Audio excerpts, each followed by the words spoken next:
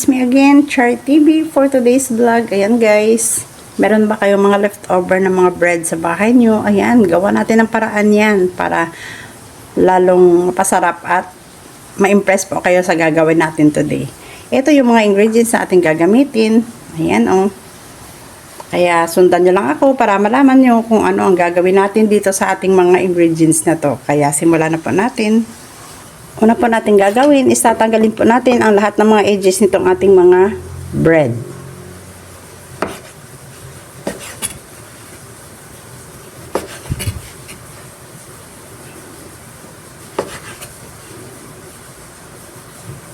Ayan, make sure guys na malinis po yung kamay nyo habang ginagawa nyo po ito ha. Dahil syempre, pagkain po yung ating gagawin. Then, iset aside natin itong ating mga edges. Gawin lamang ito hanggang sa maubos na nating maikat ang lahat ng edges ng ating mga loaf bread. Wheat bread nga pala guys yung aking ginamit dahil ito po yung ang natitira na bread dito sa aming bahay. Ayan. Kung mayroon kayong plain na loaf bread, pwede din po ninyong gawin guys.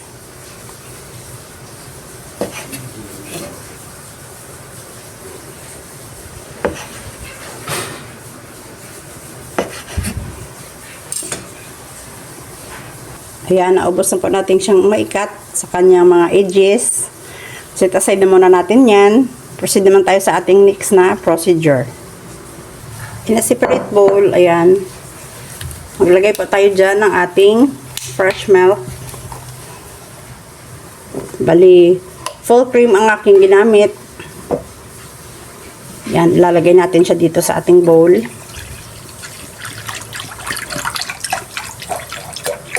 Tansyahin lang muna natin guys dahil hindi naman ganun karami ang ating bread na gagamitin. Pero pag marami po yung gagawin nyo, pwede nyo din damihan yung inyong fresh milk. Alam naman natin na ang fresh milk guys ay ina-absorb yan ng ating bread. So, ayan, medyo damihan na lang po natin.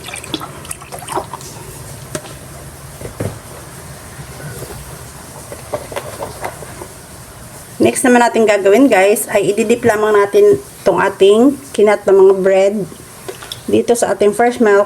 Ayan. Make sure guys na totally dip po siya sa ating milk. And then, yan, ibibilog-bilog lamang po natin siya hanggang sa magiging round na po ang kanyang itsura.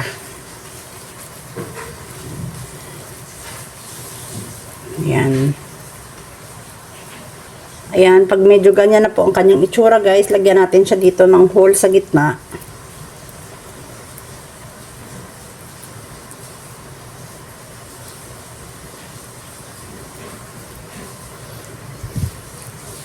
Para ganyan na po ang kanyang itsura. Ayan, i-repeat mo lang siya guys gawin hanggang sa maubos na po nating magawa yung ating mga bread.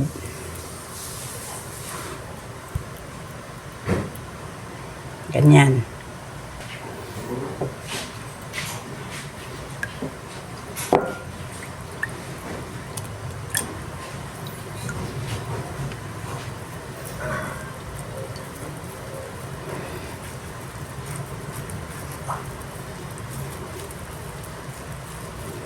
At yan guys, nakagawa na po tayo ng 12 piraso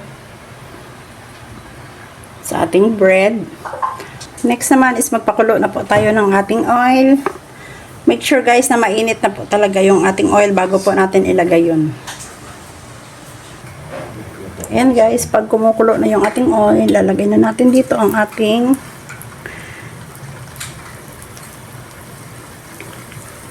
mga mixture.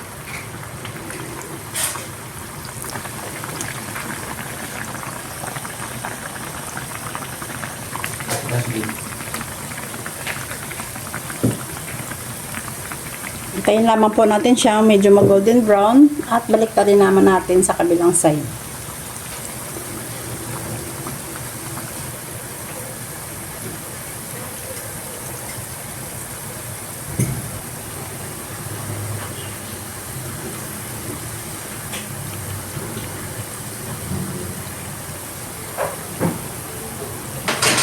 Ayan na guys, pag ganyan na yung kanyang itsura na medyo na golden brown na siya, balik rin naman natin ito sa kabilang side para yung kabilang side naman yung maluto. Yan o. Diba guys, ganyan na po kasimple, ganyan na po kadali.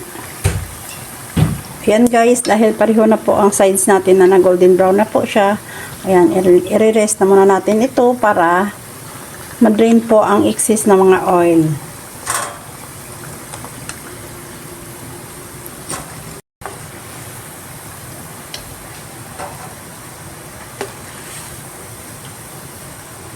Then, continue naman natin i-prito yung iba pa nating mga mixture.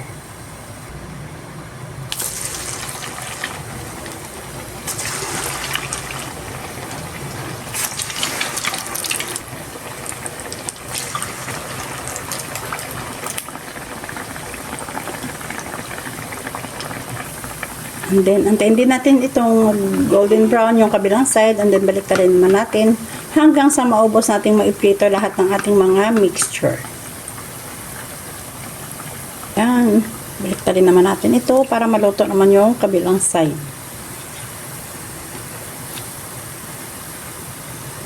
Yan. Diba?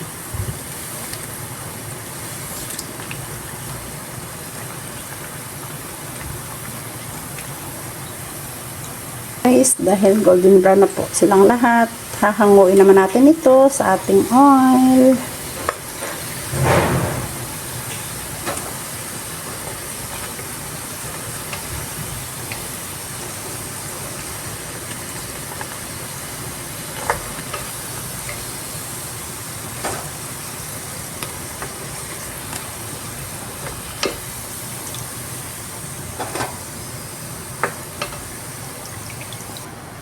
Ayan po siya guys. Oh.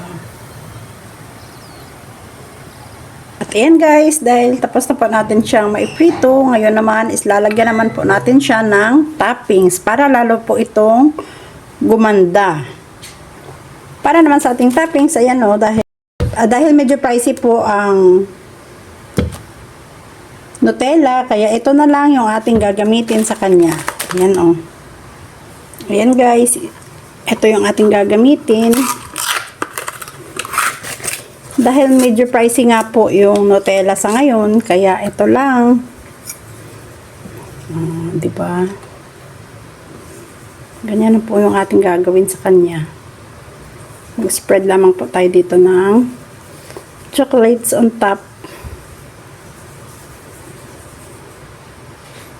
Ganyan.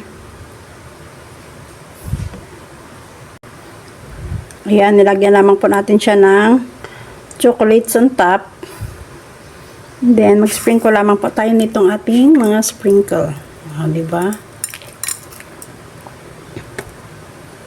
Yan. Gawin lamang po ito hanggang sa matapos natin lahat malagyan ng ating mga ginawang donuts.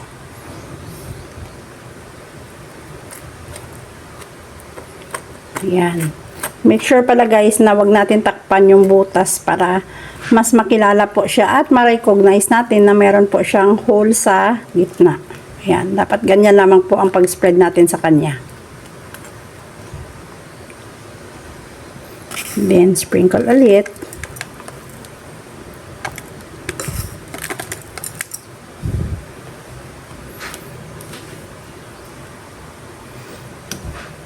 Gawin lamang natin ito hanggang sa maubos na nating maikot ng ating mga toppings, itong ating mga ginawang homemade na mga donuts.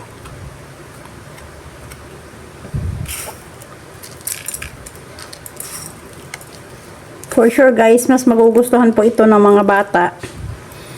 Lalong-lalo na po yung ating sprinkle na nilagay. Mas marami po yung kanyang mga kulay na iba-iba. Kung umabot ka sa part ng video na to, paki-comment down sa baba kung taga saang lugar ka para malaman ko kung hanggang saan naabot ang video na ito. And this is our final product guys of our homemade DIY donut. Diba? Madali lang po siyang gawin. Napakasimple lang din ang ingredients na ating ginamit sa kanya. Kaya ayan, sundan nyo na rin. Maraming salamat sa inyong panonood at suporta sa aking channel. Huwag kalimutang i-like at i-share ang ating mga video. Huwag din kalimutang i-subscribe ang aking channel at i-hit ang bell all para updated po kayo sa mga bago pa nating upload na mga videos. Ayan na siya guys, oh. Diba? Lalong-lalo na sa mga kids, mas attractive po ito sa kanila guys dahil napaka-colorful po ng ating mga toppings na nilagay. Ayan siya, oh. Diba? Napaka-smooth din po ng kanyang texture. Medyo fluffy po siya dahil bread na po yung ating ginamit sa kanya. Ayan, oh. Kaya, ayan. Thank you so much for watching. Bye!